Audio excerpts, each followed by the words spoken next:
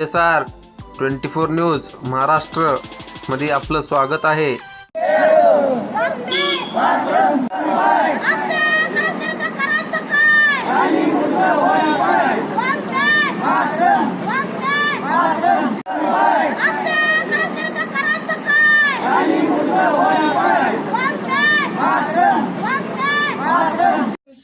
किती दिवस झालं त्यांना निवेदन आता पण 100 निवेदन आहे, 100 निवेदन अजूनपर्यंत त्यांच्या निवेदनची पाठपुरावा अजूनपर्यंत केली नाही। काहीच ते करत नाहीत, देण्याच्या कागदचे माणसं आहेत, ते काहीच करत नाहीत। म्हणजे त्या अधिकाऱ्यांना आज हे आहे भ्रष्टाचार आहे या वतीनं निवेदन दिलेलं असून त्यांनी आले नाहीत अधिकारी, पळून गेले।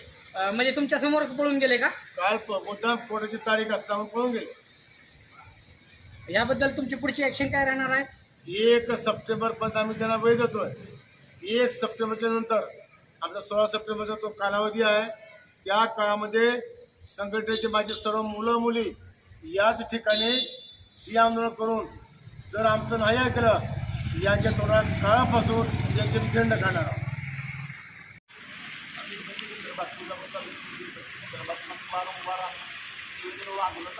आतापर्यंत निवेदन कोणाकोणाला दिले?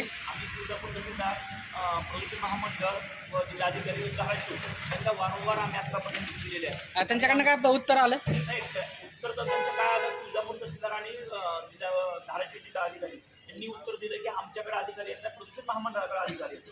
आता त्यांनी कडकडीत भाषण घेऊन दिलं, म्हणून आम्ही त्यावेळेस ह्या ऑफिसला पाठपुरावा करतो। पण तुम्ही कसं करता, तुळजापूर तहसीलदारवर तहसीलदारचा अधिकार आहे, पण ह्याच्या दोघांच्या मध्ये तुळजापूर तालुक्यामध्ये कमीत कमी 174 वीटभट्ट्या आहेत आणि आम्ही माहिती अधिकाऱ्यांना माहिती मागवली तर एकाही वीटभट्टीला लिगली परमिशन नाही आणि तुमच्या शेतकऱ्यांना त्याचा एवढा मोठा त्रास होतो। ह्यामध्ये तुमचं ऍक्शन काय राहील?